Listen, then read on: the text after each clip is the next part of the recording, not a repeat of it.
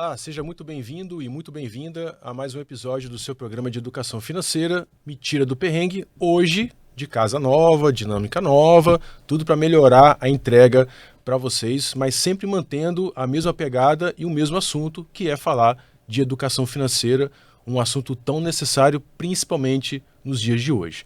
E eu estou muito feliz porque eu estou aqui com 3 convidados num formato novo, então dá para a gente poder fazer isso com mais tranquilidade. E eu vou apresentar aqui os nossos convidados, começando pela Fernanda, que é mestre em administração, especialista em tecnologias de RH e em LGPD, fundadora da F2 Consultoria Organizacional e head de pessoas da GB Agritech, com atuação de mais de 30 anos de carreira aí, né, na área. E a Lucinéia Pezente, que é psicóloga, mestre em psicologia, especialista em neuropsicologia e professora universitária, além também de responsável técnico pelo Instituto de Psicologia Aplicada em Neurociências, a IPANeuro. E por último, não menos importante, o João Vitor, que é gestor financeiro com MBA em Investimentos e Mercado Financeiro e sócio da Forto Investimentos. Gente, muito obrigado pelo convite de estar aqui com a gente. Estou muito feliz de ter vocês aqui. E a gente vai falar de um assunto bem bacana, que é a educação financeira e como que a gente consegue trabalhar esse assunto nas nossas áreas respectivas de vocês aqui, né, que estão completando aqui essa mesa. Eu vou começar pela doutora psicóloga. E por que eu vou começar com você? Porque a gente ouve muita expressão psicologia financeira, né? E aí eu queria que você explicasse um pouquinho para a gente por que desse termo psicologia financeira quando se fala de educação financeira ou quando vai se falar de questões orçamentárias pessoais. Então, psicologia financeira, ela trata de habilidades financeiras, né? Habilidades, na verdade, pessoais para lidar com o dinheiro. É um conjunto de atitudes e de comportamentos que direcionam a maneira que a gente se comporta em relação ao dinheiro. E a perspectiva até, né, o nome é bastante tratado relacionado a um livro, Psicologia Financeira, de Morgan Housel, e ele traz uma perspectiva bastante interessante, na medida em que ele diz que a maior interferência nas nossas decisões financeiras, ela não parte da racionalidade, mas parte das nossas experiências pessoais com dinheiro, das nossas emoções, o que a perspectiva da psicologia financeira trabalha. Que a nossa maior influência, né, na tomada de decisões financeiras, ela parte das nossas experiências pessoais, né, das experiências que a gente teve em relação ao dinheiro, das nossas emoções, né, como a gente lida emocionalmente com o dinheiro, também dos nossos vieses pessoais para lidar com as finanças, né? Que também faz um direcionamento disso. E menos a racionalidade, que vai um pouco diferente até do que a gente costuma abordar nas conversas, né? Que vai na ideia da racionalidade, né? Quanto mais racional a gente precisa, né, pensar, a gente precisa estudar. Não que isso não seja importante, mas ele vem trazendo uma perspectiva do quanto essas questões emocionais, do quanto essas questões pessoais da nossa história de vida vão determinar as escolhas que a gente vai fazer. Se é com mais medo, se é com mais otimismo, né? Se é com uma maior perspectiva, por exemplo, uma maior ênfase no futuro. Eu vou poupar, eu vou guardar dinheiro para o futuro, porque eu vou precisar no futuro, agora eu aguento segurar, então eu me privo agora. Ou o contrário também, na perspectiva, eu não sei, né? Se eu vou estar vivo amanhã, não sei quanto tempo me resta. Então, eu vou aproveitar agora. Então, tudo isso direciona muito mais a nossa atitude, a forma que a gente vai lidar com o dinheiro, do que realmente as questões racionais relacionadas a ele. Então, não passa somente, né? Passa, ele fala que sim, mas não somente, ou em menor parte, por uma questão intelectual, por uma questão racional ali.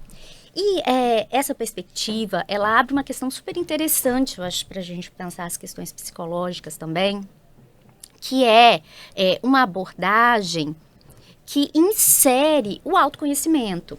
Por quê? Porque quando a gente fala assim das influências dessas crenças, das nossas vivências, das nossas perspectivas, né? Da forma que a gente entende, da forma que os nossos pais até lidaram com o dinheiro e ali nas nossas vivências de infância. Quando a gente insere isso como uma variável importante na nossa tomada de decisão, a gente também está trazendo a perspectiva de que o autoconhecimento é algo fundamental para que a gente possa, digamos, elaborar e praticar melhores ações relacionadas às decisões financeiras, né? Então, o autoconhecimento, ele entra aí como um fator super importante. Acho que essa é uma contribuição importante. Tem muitas contribuições relacionadas a isso, mas acho que essa traz uma discussão importante, que eu acho que precisa ser falada, assim, mais falada, né? Mais conversada sobre. E que a psicologia traz uma contribuição, acho que pode ser bastante interessante, porque ela trabalha com essa perspectiva, né? De se conhecer, de entender o comportamento e as interferências, né? Na nossa vida como um todo.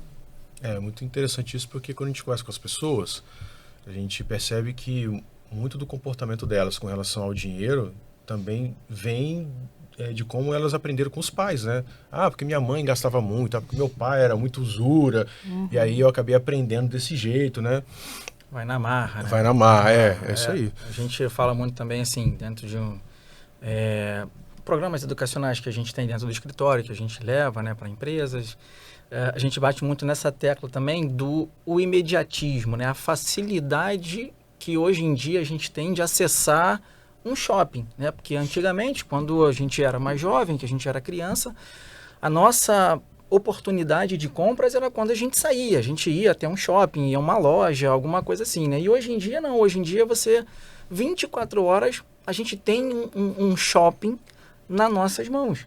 Então, se a gente não tem, né, como você falou, a gente não tem uma questão emocional muito bem definida e alinhada a uma meta, a um objetivo de poupar para poder, né, para construir um patrimônio, para fazer uma viagem, o que seja ali é o nosso objetivo. Então, a gente não sabe como que a gente vai estar utilizando aquele recurso, para o que a gente vai utilizar aquele recurso. Então, a gente senta, você tocou num ponto, né, da questão emocional. Então, se a gente está feliz, a gente pega, vou comprar porque eu estou feliz. Se eu estou triste, eu vou comprar porque eu estou triste, né? Eu mereço, né? Eu trabalho tanto, né? Vai que amanhã eu não tô vivo, né? Então, a facilidade e a cultura do imediatismo faz com que a gente, quando não tem uma organização, né, um caminho definido, a gente se deixa levar pelo emocional mesmo, seja ele o emocional positivo ou negativo, enfim. A gente se deixa levar pelo aquele impacto ali de forma mais imediata. E até para privação também, no sentido da privação, né? A gente fala muito dessa coisa de se permitir, a gente busca justificativas quaisquer, né? Tá feliz, tá triste, enfim. Mas também a privação, né? Algumas pessoas têm muita dificuldade de usufruir daquilo que elas conquistam, né? Dos benefícios, assim, que elas podem ter, que é permitido dentro do orçamento dela, né? Então, tem muita dificuldade de lidar com isso. E muitas vezes o dinheiro vai ficar para outras pessoas usufruírem, né? Verdade. Então, ela trabalha, ela não consegue se beneficiar ali dos frutos do que ela produz. Então, são várias formas diferentes. Isso aparece no consultório de várias maneiras diferentes, né? Porque dinheiro, lidar com dinheiro é algo que perpassa a vida de qualquer ser humano. Então, todo mundo vai lidar com dinheiro. E as nossas dificuldades e até as nossas, digamos assim, melhores habilidades vão nos beneficiar ou nos prejudicar também nesse lidar com dinheiro. Então, por exemplo, questões que podem nos vulnerabilizar também, né? Impulsividade, né? E muitas vezes isso está relacionado e atrelado a transtornos mentais, né? Que tem a impulsividade ali como um padrão alterado do funcionamento daquele transtorno, que acaba vulnerabilizando a pessoa. E a questão do consumo pode entrar como uma manifestação. Não que necessariamente vai fazer isso, que a impulsividade vai se manifestar de diversas maneiras diferentes e pode se manifestar ali na questão de compras também. A questão de compulsividade, né, pode entrar. Então, há outras variáveis, além dessas também, que diz respeito a um aparato neuroquímico, né? Um aparato cerebral que pode estar disfuncional ali por alguns motivos diferentes. Então, são muitas variáveis que podem interferir e prejudicar ali a maneira que a gente vai lidar com o dinheiro. Quando está tudo favorável, imagina, quando todo esse aparato está funcionando direitinho, e ainda tem aí as nossas vivências que podem nos frear naquilo que a gente poderia experimentar um pouco mais, usufruir um pouco mais, ou fazer com que a gente avance naquilo que a gente deveria segurar um pouco mais, controlar um pouco mais. Então, assim, são muitas variáveis, né? Então, a questão de lidar lidar com dinheiro é muito complexa, porque passa por muitas questões diferentes, né? E a psicologia financeira, ela vai tentar trazer essa questão, né? E essas influências para a mesa, para a conversa, que nem sempre elas aparecem de uma forma tão explícita, ou elas ficam muito enviesadas para alguns aspectos da conversa, e não para o entendimento do fenômeno como um todo, né? Beleza, eu vou chamar a Fernanda então para a conversa, porque nós tivemos uma aula agora. E é um assunto realmente muito, muito interessante, porque, como você disse, todo mundo lida com dinheiro e a gente passa por essa questão o tempo todo. Mas aí, Fernanda, com a sua experiência na parte organizacional, né? Você que lida diretamente com RH, lida diretamente com os gestores, com donos de empresa, com CEOs, como que as empresas hoje estão vendo essa questão financeira, mas não da empresa, da corporação, da companhia, mas sim dos seus colaboradores? Existe uma preocupação, existe uma atenção voltada para isso, existe um olhar voltado para isso? Como é que está sendo percebido esse assunto pelas empresas? É engraçado quando a gente ouve a Lucinéia, né, falando a respeito, principalmente da questão da psicologia financeira, a gente entende alguns deveres de casa que as organizações precisam fazer, dado que 1/3 da nossa vida a gente passa dando trabalho, o outro terço a gente passa dormindo. E o último terço a gente faz todas as outras coisas, gastando né, dinheiro, que a gente naturalmente deveria fazer. As empresas, elas estão começando a olhar os números para olhar para as pessoas. E aí, de que forma a gente precisa olhar isso? A gente, né, enquanto o capital humano é o maior ativo que as organizações têm, e a gente tem, estudos têm demonstrado isso, iniciativas organizacionais têm demonstrado isso, em investimento em pessoas, em processos, também na relação da comunicação organizacional. Mas as empresas, elas estão começando, né? A gente vive agora numa era digital, onde tudo, né? Tudo está muito ao nosso alcance. E essa era digital serve também para as organizações repensarem quais as estratégias que elas têm que fazer para educar. E aí, quando a Lucinéia fala, né, dos comportamentos, né, das habilidades, a gente também fala em gestão de pessoas no chá das competências. Então, as empresas também, elas precisam começar a amadurecer as questões de treinar competências de comportamento olhando o viés financeiro. E elas têm esses dados. Elas têm esses dados através da folha de pagamento, através do colaborador, do funcionário, do empregado. Não sei, né? A gente tem diversas terminologias para falar da pessoa, né, que está trabalhando. Para ela olhar como é que está o índice de afastamento dela e quais são os principais motivos de afastamento. Ela tem como olhar dentro da folha de pagamento se tem lá o consignado e como é que isso está dentro do líquido de pagamento dela. E faz parte, né, é um papel da organização e principalmente da liderança, né, se ela tem um time engajado e ela conhece a equipe dela, de começar a perceber isso nas pessoas. Então, as empresas, elas precisam começar a trabalhar a questão da educação mesmo. E, de fato, e é engraçado que a Lucinéia fala de alguns comportamentos, e aí quando a gente tem um viés lá da mentalidade da escassez, a gente sempre, quando a gente vai adquirir alguma coisa que a gente tem a condição de comprar, a gente sempre se justifica. Da mesma forma que a gente se justifica mesmo não tendo capacidade de comprar. Então, as empresas, elas precisam ensinar de uma forma simples de que forma a gente tem que conduzir isso. Porque um fato é que quando a gente está endividado e a gente está com algum problema financeiro, assim como quando a gente está com algum problema de saúde na família, isso impacta na nossa produtividade dentro da empresa. E aí eu acabo gerando uma sobrecarga junto ao meu colega e junto à equipe. Né? Então, as empresas... Aí, voltando à pergunta do Érico, as empresas já estão começando a olhar isso, mas ainda não com o olhar que deveriam fazer. Dado a gente tem aí uma série de instrumentos para coletar essas informações. Você falou da questão da folha de pagamento, é um instrumento poderosíssimo para você identificar como que está a saúde financeira do seu colaborador, muito rápido, né? Porque se aquela pessoa está buscando muito consignado, e hoje o governo facilitou a questão do consignado, o colaborador nem precisa mais ir no RH solicitar o consignado. Ele, pelo aplicativo, ele solicita e aí o RH só fica sabendo, o RH, a folha de pagamento, né, o DP, né?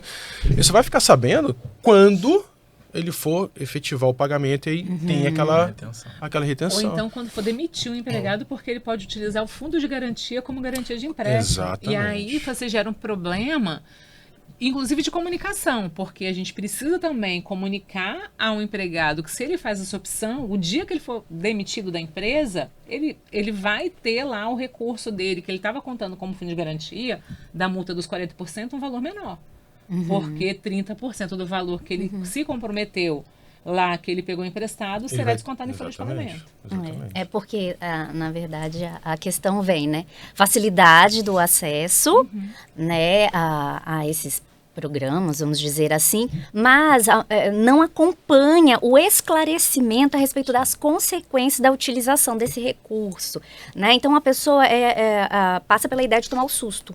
Ela toma um susto quando ela se depara ali com as consequências, né, da real dívida que ela contraiu ao final, né? E essa é uma questão que entra no endividamento, né? Na perspectiva dos estudos sobre o endividamento, né? E é engraçado, trazendo sobre uma perspectiva da organização, e quando eu tenho isso de forma clara e transparente, eu crio um senso de pertencimento nessa pessoa que está lá empregada. Porque ele tem liberdade de perguntar, ele se sente confortável em falar quando ele está com dúvida. Né? E isso é muito engraçado que quando a gente começa a pensar no todo, né? no impacto da gente estar educando e da gente estar falando sobre esse assunto dentro do ambiente organizacional, o quanto que as empresas ganham. Porque ele vai se sentir confortável, ele vai se sentir orientado e acolhido para estar tratando sobre determinados assuntos e sem julgamento. Porque problema todo mundo tem, né? Quem nunca, né? Então, você olha, então se você vai ser orientado, então a gente vai buscar uma melhor forma. Né? E se de fato for fazer um consignado, a empresa também buscar meios de orientá-lo para saber qual seria a melhor alternativa. Né? Dar um leque de opções. E a gente vive no mundo global, no mundo digital. Então não é possível que também a gente não consiga fazer o nosso dever de casa. E você falando, e eu pensando aqui, né? Como a gente não tem um processo educacional estruturado, né, você não tem na escola, você não tem na faculdade, e quando eu digo faculdade, cursos de economia, por exemplo, né? Que não se estuda educação financeira. Então, esse olhar mais atento, né? Ele acaba proporcionando à gestão da empresa um processo de educar, né, o colaborador. Ou seja, no final do dia, o que está acontecendo é que a empresa está assumindo um processo de ter que educar o seu colaborador para que ele possa, ou para que ele não possa entrar nesse ciclo de endividamento. E aí puxa, então, para a pergunta que eu quero fazer para o João Vitor. A gente está discutindo isso tudo, mas a gente começou esse episódio fazendo a pergunta sobre o que é psicologia financeira, mas psicologia financeira está dentro de um processo de educação financeira, né? E aí, quais seriam as ferramentas que a educação financeira nos proporciona para que a gente possa, então, ter mais qualidade de vida, né, sem sofrer tanto com esses sustos, né, com o grau de endividamento, para não ter que olhar para o orçamento e ver que o dinheiro não está durando os 30 dias do mês? Importante a gente ter uma organização, né? Eu falei um pouquinho aqui no início, né, fazendo um gancho, um complemento, sobre essa questão que a gente tem, que falta, na verdade, na grande maioria das pessoas, que é essa organização, saber, né, onde eu quero chegar, para onde eu quero ir. Então, dentro de um processo que vai trazer uma tranquilidade para a gente, é necessário que a gente se organize. E organizando não quer dizer que a gente deva não realizar coisas, deixar de fazer coisas que são prazerosas para a gente, mas sim respeitando um padrão de vida que é nosso, de verdade, e não algo que a gente enxerga em rede social ou que a gente enxerga num próximo e que a gente traz para nós essa realidade. Tá? Então é importantíssimo a gente ter essa organização. O primeiro ponto é a gente entender para onde está indo o nosso dinheiro. Então, na grande maioria das vezes, as pessoas não sabem porque falta essa organização. Então, primeiro eu vou relacionar. Vou fazer pega um papel mesmo, um caderno e vou anotar. Pega a fatura de crédito. Exatamente, um diagnóstico. Que seja na fatura de cartão de crédito, enfim. E eu vou listar ali para onde vai. Com certeza você vai se surpreender com a quantidade, tá, de coisas que a gente tem de gastos que são totalmente fúteis, inúteis, né? E que a gente vai no impulso, a gente vai no emocional e que a gente poderia estar utilizando daquele recurso que a gente gastou para algo que realmente traga algum benefício e qualidade de vida para a gente. Então, feito isso, a gente já vai fazer aqui um processo de seleção. Eu sei que eu posso cortar aqui, a iFood é um Shopee da vida, alguma coisa nesse sentido. E depois a gente vai determinar também um orçamento e a gente precisa seguir à risca esse orçamento. A gente costuma sempre orientar, lógico que um orçamento ele não vai ser, não é nada engessado, mas é um ponto de partida. Basicamente, a gente distribui aqui toda a nossa fonte de renda em 3 pilares, vou chamar dessa forma, né? Onde metade desse orçamento nosso a gente vai direcionar para as nossas despesas fixas, nossas despesas essenciais do dia a dia. Aquilo que é um aluguel, é um supermercado, uma conta de energia. O gás. O gás, exatamente. Né? 30% aí assim... Aí a gente vai ajustando, né, de acordo com a nossa disponibilidade, obviamente. Mas vamos iniciar aqui para um 30% para a gente ter ali as nossas despesas variáveis. E aí a gente vai incluir lazer. Eu vou passear, eventualmente eu vou pedir um lanche, ou eu vou a um restaurante, né? Vou beber um vinho, vou pedir um vinho, alguma coisa assim. E 20% a gente vai determinar, a gente vai direcionar para as nossas economias. Então é importante que a gente, tendo esse entendimento inicial de como que está indo, né, para onde está indo o meu dinheiro, a gente já consegue se organizar. Com base nisso, a gente vai identificar qual é o nosso padrão de vida. E aí a gente vai para um segundo passo, que é a construção de uma reserva de emergência. Então, a reserva de emergência é um montante onde eu vou acumular, um capital que eu vou acumular, que ele vai me garantir uma segurança, no caso de uma necessidade ali que eu tenho, eventualmente, por um prazo determinado. E aí varia muito, né, a nossa previsibilidade de receita. Quanto maior for a nossa segurança, a nossa previsibilidade dessa receita, a gente pode trabalhar com prazos mais curtos. Se eu sou um profissional autônomo, que eu não tenho nenhuma previsibilidade, em que toda a minha receita ela é variável, a gente não sabe como vai ser o próximo mês, a gente não tem essa previsibilidade, a gente trabalha com um prazo mais alongado. Né? Normalmente a gente orienta entre 3 e 12 meses, mas não é nada engessado, cada um vai ter ali o seu padrão, cada um vai conseguir construir essa sua reserva de acordo com a sua necessidade. Então, o processo, assim, a gente falando até, é simples, né? Só que a grande maioria das pessoas, a gente não vive num mundo onde a gente quer ter uma disciplina, né? E ter a paciência, né? De ou juntar o dinheiro para poder comprar aquele um carro, uma moto, enfim, o que quer que seja, atingir aqueles nossos objetivos, né? De forma organizada e planejada, que esse é o caminho sempre mais barato. O que a gente faz? A gente vive na cultura do imediatismo. Eu quero para ontem, eu quero para agora. Então a gente ou entra no financiamento e aí a gente acaba gerando mais dívida e aí isso já sai do nosso controle, a gente já não sabe, o nosso mês seguinte ele já não vai partir dos nossos 50% das despesas fixas, né? Porque eu já tenho aquelas despesas fixas mais aquela parcelinha ali que eu contraí. Né? Quando a gente faz uma compra, normalmente a gente não pensa no valor total da compra, né? A gente pensa na parcelinha, se a parcelinha vai caber, né? Entre aspas, se ela vai caber no meu orçamento, né? E aí você vê lá 12 vezes sem juros, vambora. Só se vive uma vez. Só se vive uma vez. Né? A gente fala sobre isso, né, nos programas. Então, assim, a organização ela é imprescindível, né? Para que a gente tenha uma tranquilidade e a gente não desenvolva ali problemas, né? Porque quando a gente sai desse controle, o emocional, além das questões do dia a dia, de trabalho, de família, né, o que acontece na nossa vida, a gente ainda vai ter mais essa questão financeira também influenciando. E aí é aquela bola de neve, né? Uma coisa vai somando a outra, quando a gente vê, a gente está novamente lá comprando, a gente vai na impulsão novamente, e a praticidade, né?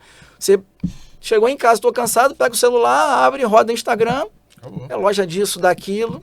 Você vai lá rapidinho, com 2 cliques, você clica, o seu cartão já está lá cadastrado. Pronto. 12 vezes sem juros, vamos embora. Vamos pro próximo. E aí a fatura do cartão vira um grande encontro de parcelas, né? Pois é. A cada nova compra que você faz é uma festa que ela é recebida a parcela na fatura com festa, né? As parcelas antigas festejam lá dentro, né? De repente tem uma festa acontecendo na sua fatura do cartão e você nem tá sabendo. E pior, nem tá participando da festa, que é o pior. Legal. E aí, a gente falou de várias coisas aqui, e um ponto que vocês tocaram, que é essa questão da emoção. E aí eu quero, então, voltar para a Lucinéia e perguntar qual é a relação, então, de fato, que nós temos entre dinheiro e saúde mental. A gente consegue fazer uma relação direta entre esses dois assuntos? Tem uma relação muito estreita, na verdade, né? Tem muitos estudos que já apontam para essa relação, né, dizendo que a instabilidade financeira ela vai fragilizar a saúde mental e aponta para desfechos negativos, né, em termos de sintomas de ansiedade, transtornos, ansiedade, depressão bastante consolidado, né, relacionada a isso, inclusive relacionada a suicídio. Também, né? É um dos fatores relacionados a suicídio. Até aproveitando para falar, né? O mês é propício de campanha aí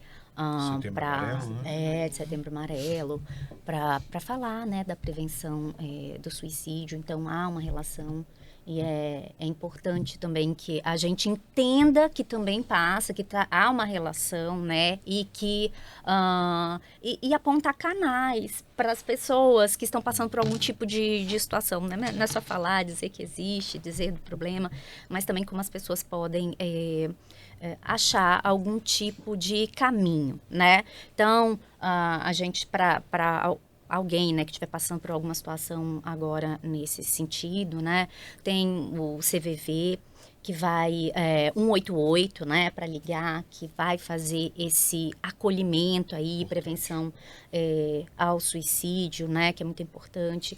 A gente tem profissionais, né, psiquiatra, psicólogo, que vai fazer também esse acolhimento. No sistema público, a gente tem o CAPS, que faz esse atendimento à saúde mental, então é importante para as pessoas saberem os canais que elas podem acessar. E eu acho também que um canal muito importante para destacar aqui, né, já que eu estou falando aqui dos desfechos negativos, o que a gente pode fazer para tentar dar conta, né, de atender, é um profissional que vai fazer orientação, né, sobre como lidar com as questões do endividamento, por exemplo, né, porque o descontrole ele pode levar aí, a instabilidade financeira pode levar a um endividamento na perspectiva daquela pessoa não conseguir pensar em como ela vai pagar aquilo. E isso gera desespero, nas pessoas, né?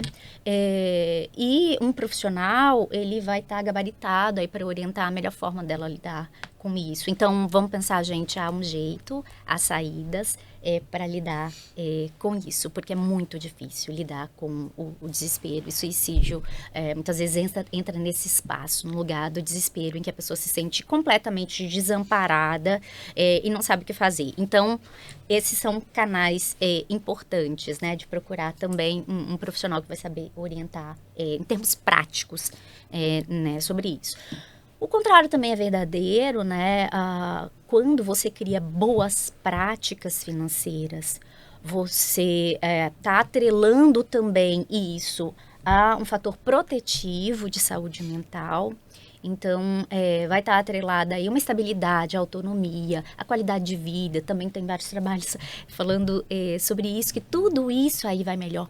A questão relacional, né? Porque a instabilidade financeira, ela traz muitas questões complicadas para os relacionamentos de uma maneira geral, dos relacionamentos familiares. Então, boas práticas financeiras estão atreladas à saúde mental, né? À prevenção, ao cuidado aí da saúde mental. E o inverso, né, também vai acontecer. A instabilidade financeira, gente, a pobreza, né, ela é relacionada, também tem literatura que sustente essa perspectiva, né, de que está atrelada a sofrimento psíquico, a adoecimento mental, a transtornos mentais. Então, a gente tem que olhar. Acho que essa perspectiva já dá a dimensão. O que a gente estava falando antes também, mas essa eu acho que até dá uma ênfase a importância que essa discussão tem das habilidades, né, dessa conversa financeira, do desenvolvimento, né, de boas práticas financeiras, tem para fortalecer a nossa saúde mental, mas para a gente pensar também que isso tem que ganhar uma dimensão de políticas públicas, né? Perfeito. Porque a gente está falando de questões de suicídio, questões de transtornos mentais, questões graves.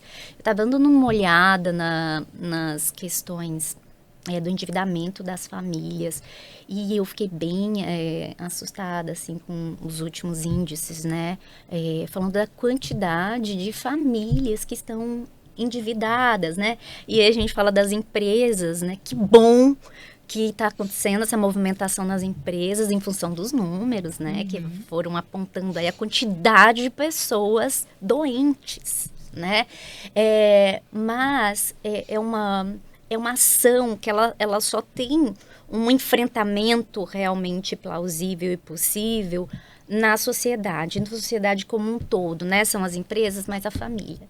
E olha só, onde o problema a gente está vendo por um diagnóstico também numérico, né? Do que está acontecendo nas famílias. As famílias estão endividadas. E é onde deveria tudo começar ali, né? Onde se cresce, onde se ouve, onde se conversa, as primeiras conversas sobre as coisas, entendimento de mundo, simbólicos da vida. Então, isso acho que fortalece ainda mais a perspectiva de que do que a gente está conversando aqui é uma questão de políticas públicas. Não tem como a gente falar que a gente vai fazer um enfrentamento por um lado só e que vai dar conta da problemática. Não vai, né? Então, em todos os lugares, né? Na família, na escola, nas empresas, né? Nos trabalhos diversificados, né? De vocês, com planejamento, assessoria, né? Psicologia, toda a sociedade voltada para isso. E hoje, isso está num lugar de invisibilidade. É uma conversa que está no lugar da invisibilidade. Não está dando ibope, né? Não tem política pública assim consistente que vai falar disso e trazer essas questões realmente para a mesa, para a conversa. Colocar uma lupa em cima disso, Porque né? é uma questão grave. E você está falando aí, e eu estava fazendo um paralelo, Fernanda, com a questão da INR1, que ela teve algumas alterações agora esse ano.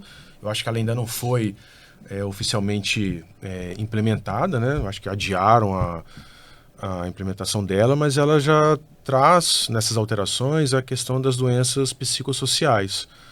Eu queria que você falasse um pouquinho sobre isso, e inclusive aproveitando a menção da Lucinec do Setembro Amarelo, como é que essas alterações da NR1 podem ajudar as empresas e o colaborador, né, que é o cerne aqui da nossa questão, né, que é o endividado, a passar por isso e encontrar ajuda justamente para poder ter aí um auxílio no seu desequilíbrio emocional.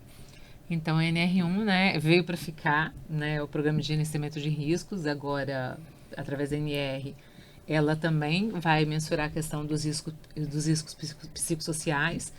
Já está vigindo, mas não está autuando. Então, assim, a ideia é até dia 25 de maio de 2026 seja de caráter educativo. Perfeito. E a partir de 26 de maio vai começar a fiscalização e vai ser cobrado, né? E então eu até brinco, eu falo assim, seguinte, até dia 25 de maio de 2026, enquanto isso na sala de justiça, o que a gente tem que fazer? A gente tem que olhar internamente. As empresas têm que olhar através de ferramentas diagnósticas, se tem ferramentas que a gente consegue online, né, que precisam fazer um diagnóstico através de pesquisa de clima, através de dados e fatos da área de RH também, né, dentro do DP, atestados médicos e tudo, para saber quais são os índices de afastamentos e quais são os nexos causais de afastamento. E aí, trazendo sobre o viés da saúde financeira, né, que é o papo aqui, de fato adoece, né, porque muitas das vezes as pessoas não dormem preocupadas com contas para pagar, e da onde vão tirar esse dinheiro. E aí, quando a gente estava conversando anteriormente, me veio um insight de muitas das vezes a pessoa vai faltar ao serviço, né? porque arrumou um bico onde o dia de trabalho acaba sendo maior do que o dia que ele ganha. Aí mete um atestado para poder, né, quer dizer, e acaba sendo um ciclo, né? E aí você sobrecarrega uma outra coisa. Então, assim, sobrecarrega a área e os colegas de trabalho. Então, o que as empresas precisam olhar, fazer, assim, primeiramente? Entender quais seriam as ações de forma assertiva para tá fazendo ações de fato efetivas através desse diagnóstico. Então, entender quais são as áreas que têm maior impacto, trabalhar a questão da educação, né, através de palestras, e aí palestras assim que sejam de fato direcionadas. Exemplo, eu vou dar uma palestra sobre Novembro Azul, sendo que eu não tenho nenhum homem dentro da estrutura de trabalho. Eu vou dar uma palestra sobre educação financeira, onde eu não tenho um índice de afastamento, nenhum tipo de consignado dentro da minha folha de pagamento. Eu tenho que dar palestras efetivas. Eu tenho que aprender a flexibilizar de acordo com a jornada do colaborador. De que forma, Fernanda? Já estou dando já os segredos, né? Anota aí, pessoal. De que forma, Fernanda? Eu tenho uma mãe solo que precisa trabalhar e que tem um filho numa creche, onde a creche funciona de 7 às 17. Essa mãe entra no trabalho 9 horas e sai às 19. Só que ela tem uma demanda recorrente em que não, para mim, enquanto empresa, não vai fazer diferença dela entrar no mesmo horário de trabalho onde ela consiga deixar o filho na escola e buscar o filho na escola. Entendeu? Então, assim, a gente também tem que olhar. E outro desafio que as empresas precisam trabalhar: promover canais seguros de escuta. A liderança não pode julgar. Amanhã eu tenho... E aí tem alguns comportamentos que as empresas precisam trabalhar também nesse sentido para não adoecer mais o outro. Eu tenho uma pessoa que voltou de afastamento por uma questão de depressão. Aí eu, enquanto liderança, falo assim, olha, Lucinéia, não dê nenhum tipo de atividade para ele porque ele está voltando com depressão. Eu não posso esvaziar essa pessoa, porque a tendência também é de você também estar adoecendo essa pessoa. Dentro do viés da educação financeira, é realmente educar. Né? Como você falou desde o início, né? Nem nos cursos de economia a gente fala sobre esses assuntos. Né? Então a gente tem que também treinar a liderança em aprender a acolher e perceber o outro. E trabalhar a questão da educação de fato. Né? E aí, trazendo um viés sobre as questões de saúde mental, se a gente não começar a trabalhar isso agora, até 2030, 70% dos afastamentos serão recorrentes de doenças de nexo causal psicossociais. Não, é interessante você falar isso porque eu estava vendo uma postagem hoje, bateu o recorde de afastamento, de pedidos, né, de solicitação de afastamento ao INSS por questões das bets, de vício, né, endividamento e vício em bets, ou seja, já está acontecendo, né? Já está acontecendo. E eu acho que essa questão das bets acelerou o processo, né? Uma epidemia, né? Virou uma epidemia. A gente saiu de uma pandemia do Covid e entrou numa epidemia de endividamento. É muito preocupante, né? E é muito visível como que a coisa acelerou e como que o brasileiro ele entrou num processo de endividamento e que, a depender de como você olha, você fala, não tem como resolver, né? Vai recorrer como, né? Porque...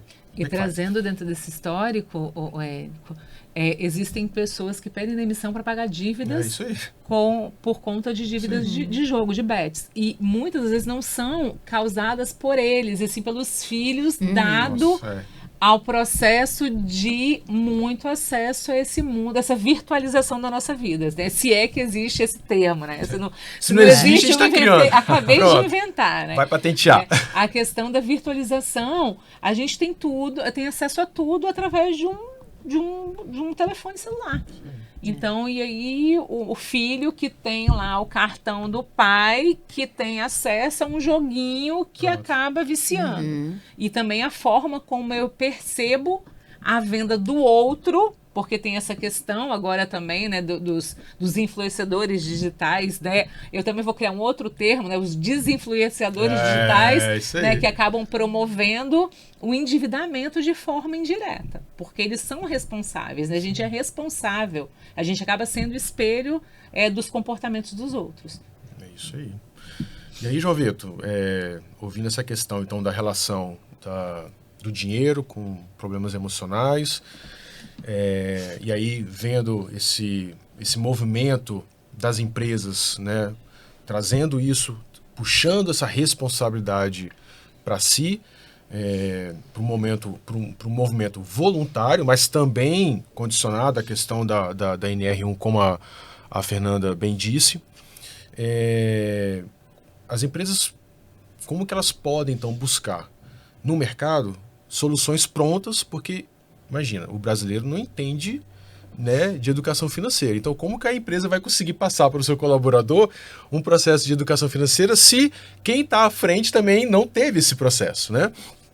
Então, de que maneira que as empresas hoje podem buscar soluções, né, e que sejam soluções realmente efetivas, como a Fernanda disse, né, que sejam soluções que realmente tragam resultados e resultados positivos nesse contexto todo que a gente está vivendo, né, dado toda essa problemática que a gente levantou aqui na mesa.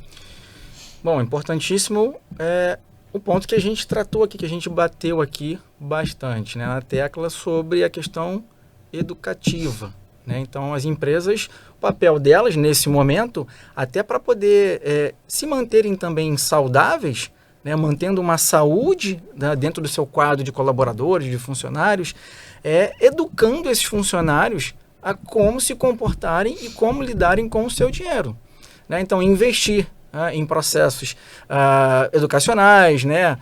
Vou deixar aí até uma sugestão. A gente na Forte, a gente tem um programa educacional que a gente leva até as empresas, falando sobre essa questão de organização financeira, né? De como que ela vai lidar, como que ela vai organizar o seu orçamento, identificando aqueles pontos onde ela pode melhorar, onde está o gasto ali que sai, que ela faz e que ela não enxerga.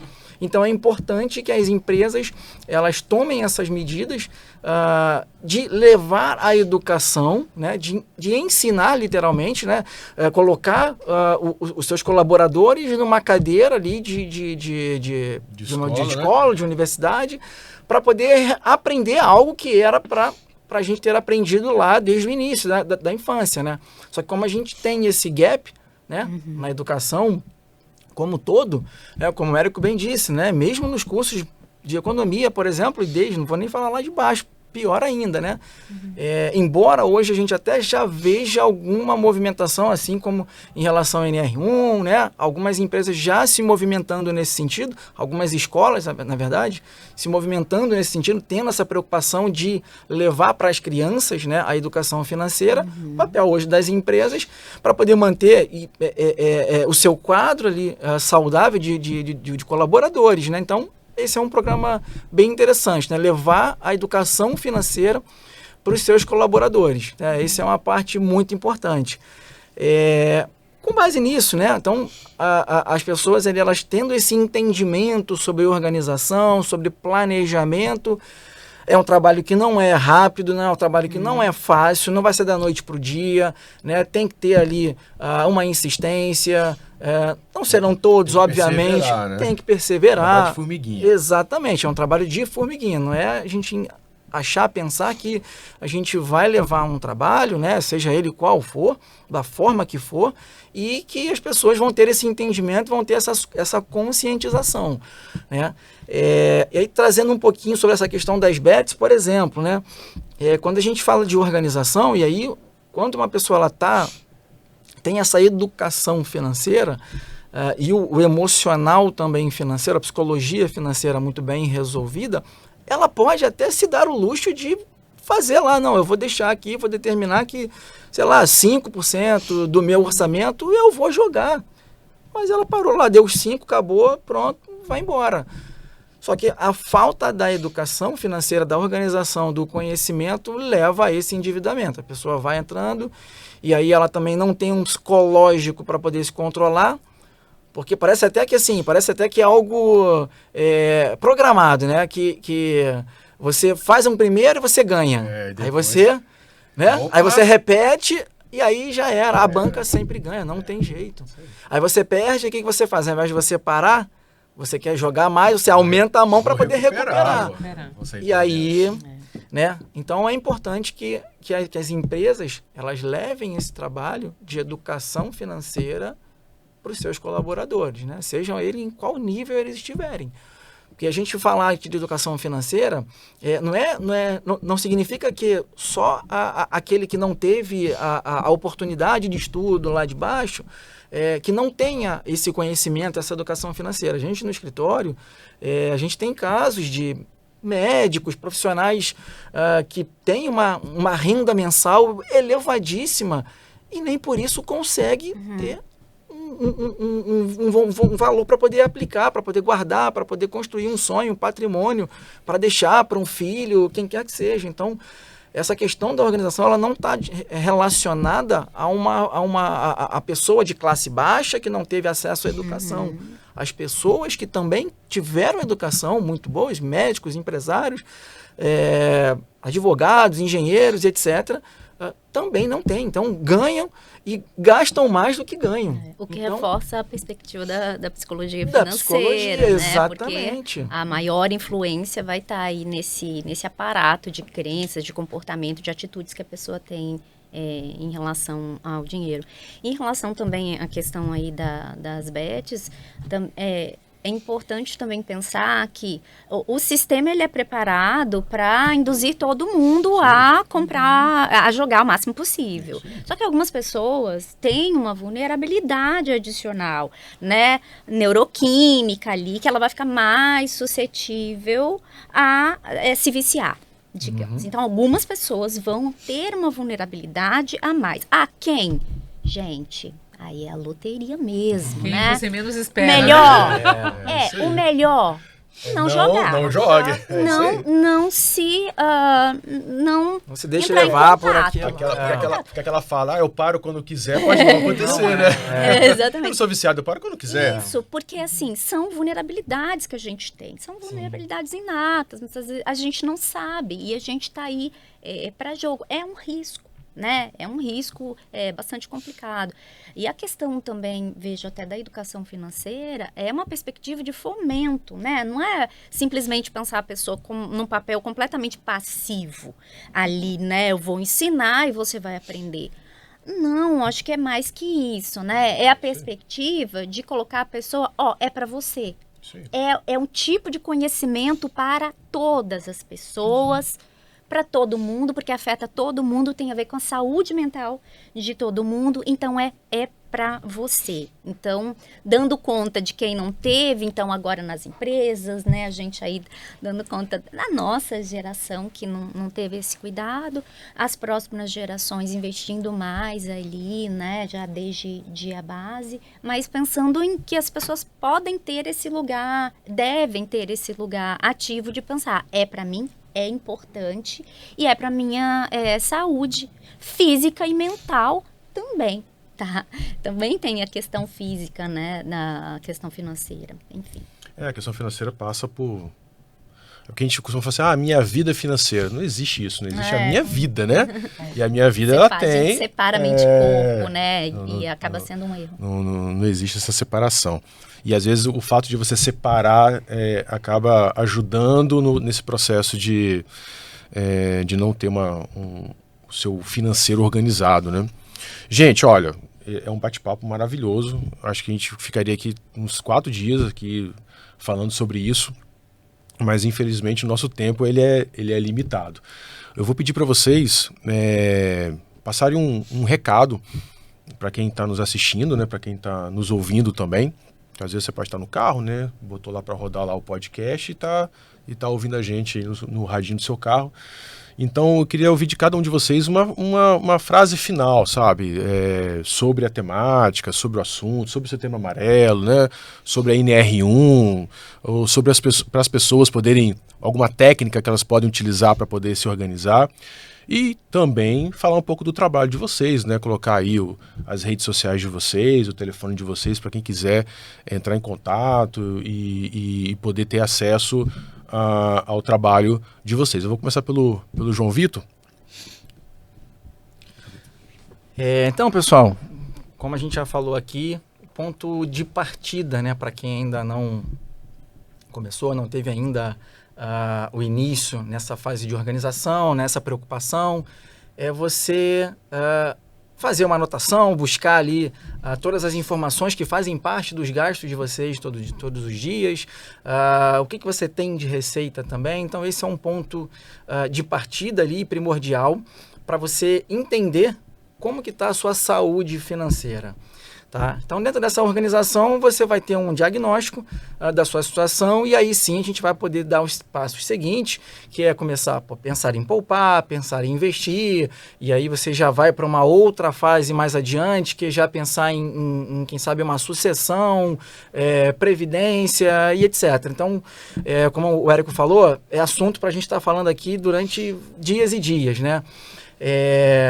Então esse é o ponto de partida ali para a gente iniciar uma trajetória, né, que vai trazer uma tranquilidade. A gente vai... muito se fala também sobre independência financeira, né? Então o ponto de partida é esse, né, a organização. Vocês podem contar com o nosso auxílio também, tá? Então eu sou sócio, né, da Forte Investimentos, um escritório que é credenciado à XP. Tá? Vocês encontram a gente na rede social, Forte Investimentos. O meu Instagram, tá? jvoliveira.ai. Estou aqui também à disposição para poder ajudá-los, a orientá-los. Tá? Quem quiser aí pode ficar à vontade, pode me acompanhar, mandar a sua pergunta, a sua dúvida. Meu telefone também tá de acesso, 99-885-8687. Pode me mandar uma mensagem, pode me ligar. Pode mandar Pix também? Como é que é? Pode mandar um Pix, pode mandar um Pix. Está sempre aberto para receber. Pô, o Pix é essas surpresas, né? Essas surpresas assim, essas são agradáveis. Então é isso, pessoal. Espero que possa ter agregado um pouquinho aí com vocês. Sei que o tempo é curto, o assunto é muito denso, é muita coisa, mas que tenha plantado uma sementinha. E aí quem quiser, quem tiver alguma dúvida, pode ficar à vontade, entrar em contato. Vai ser um prazer para poder ajudar todos aí. Maravilha. Fernanda? Então, eu vou dar 2 recados, né? Empresas, invistam em pessoas e conheçam as pessoas dentro do seu ambiente organizacional. E para as pessoas, né? Se mostrar vulnerável não é sinal de fraqueza, e sim de fortaleza. Principalmente a gente falando da questão do Setembro Amarelo. Se mostrar vulnerável é sinal de humanidade. Então, se você está com algum problema, com alguma questão, e também olhando pelo viés financeiro, procure. Né? Procure a empresa, procure alguém que você tenha uma confiança para poder pedir acolhimento para que você consiga ajuda, tá? Dentro do ambiente organizacional eu tenho uma consultoria chamada F2 Consultoria e você pode me encontrar ou no meu Instagram pessoal, ancheta.fernanda, ou F2_consultoria. Maravilha. Doutora? Sim. Bem, boas práticas financeiras influenciam positivamente na saúde mental, então acho que esse é um recado super importante.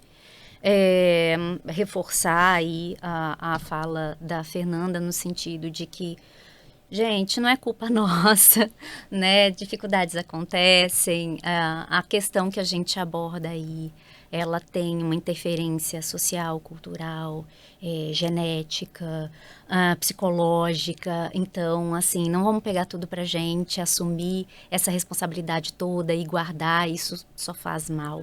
Só faz a gente adoecer mais. Então, busque ajuda, né, nos canais que eu citei aqui ou outras ajudas também que vocês identificarem por aí. Vocês me encontram no Instagram, @ipaneuro, e meu telefone 99810-1395. Maravilha, gente. Agradeço muito a presença de vocês aqui. Estamos estreando, né, esse novo formato aqui no programa, então acho que a gente estreou com o pé direito, falando de 3 vertentes do mesmo tema e que certamente vai agregar muito para as pessoas, seja um empresário, né, aquela família que está ali passando por alguma dificuldade financeira ou aquela pessoa mesmo que já tem algum tipo de controle, né, que já é mais organizada, a até mesmo buscar mais conhecimento e a identificar oportunidades para maximizar ali o seu patrimônio, né, e atingir os seus objetivos de vida, né, que eu acho que dinheiro é isso, dinheiro é um vetor para realizar os nossos sonhos, né, os nossos desejos, aquilo que a gente almeja na nossa vida. Então, fico muito feliz por tê-los aqui. Obrigado, a gente vai marcar de novo, tá? Porque eu acho que esse assunto tem muita coisa para falar aqui. Tinha muita coisa para perguntar, mas infelizmente o tempo é curto. Então eu vou convidá-los novamente, tá? A participarem em outros momentos, tá bom? E quero agradecer a você que deu aí a sua audiência pra gente, que prestou atenção aqui em tudo que foi dito. Agradecer também o compartilhamento, que eu sei que você vai compartilhar esse link com outras pessoas, né? Vai curtir, vai comentar, tem que fazer todo o processo, tá, pessoal? Tem que curtir, comentar, seguir, compartilhar, fazer todo o dever de casa aí para que esse assunto chegue ao máximo de pessoas possível, porque, como já falamos aqui na mesa, estamos vivendo uma epidemia de endividamento financeiro. Outra coisa, vocês perceberam que a Patrícia não está aqui comigo.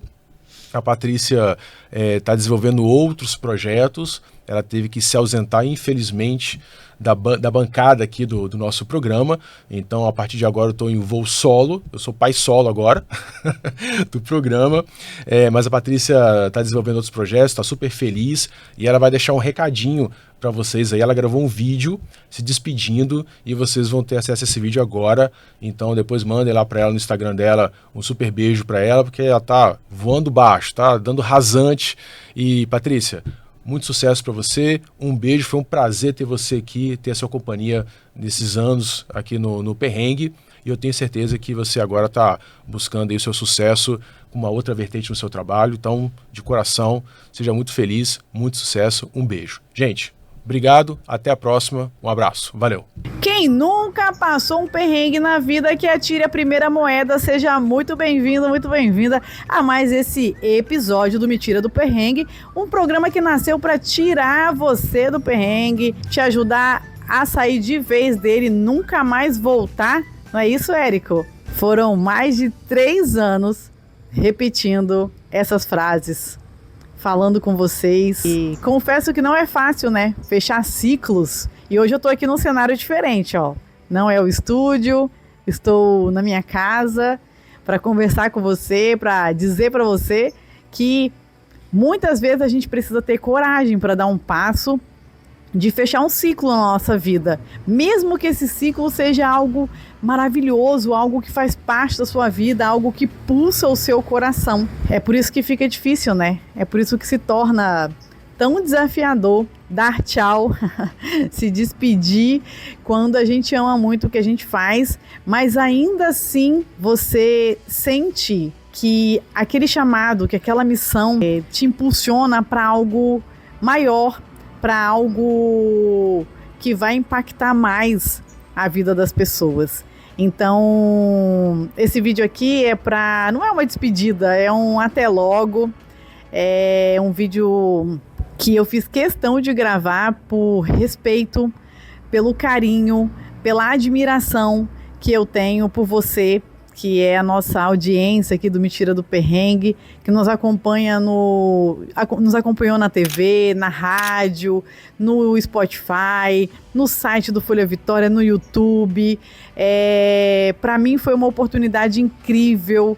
Que honra poder trabalhar com a TV Vitória, estar com todos os colaboradores. Eu não vou falar o nome de todo mundo, porque senão eu posso esquecer alguém que foi e que é extremamente importante, especial nessa jornada. Eu nunca me vi apresentadora e eu falo que a gente sonha pequenininho assim, né? E Deus tem sonhos muito maiores. Deus coloca pessoas na nossa vida, assim como colocou o Érico, para me convidar a fazer parte desse projeto com ele.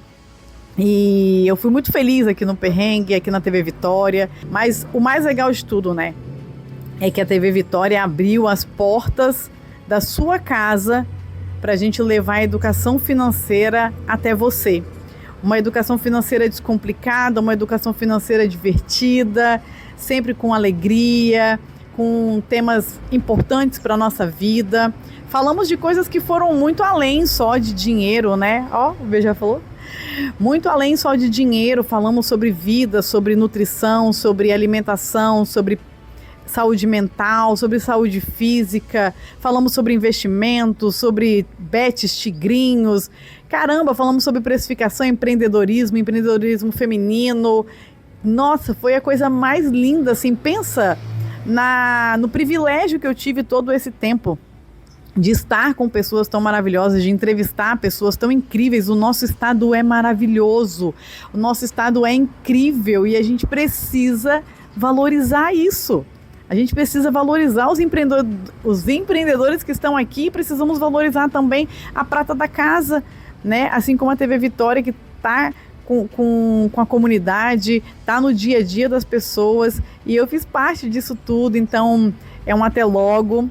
Eu espero em breve vê-los em outros momentos, em outras oportunidades. Eu acredito que eu consigo ser mais útil para as pessoas fora do estúdio, né? Estar mais com as pessoas, ir até as pessoas e levar essa educação financeira descomplicada, que transforma vidas, que pode fazer com que a gente tenha um presente muito bacana, mas que a gente não seja irresponsável com o nosso futuro.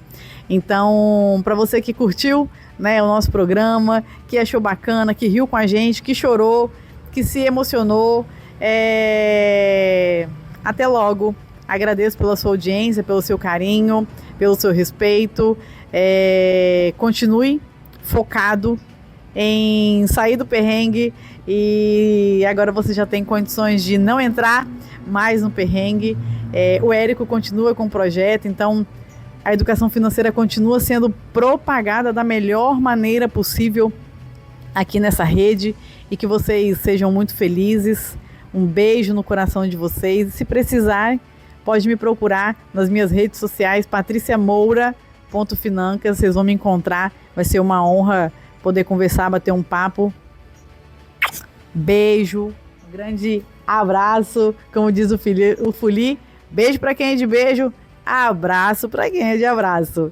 Tchau.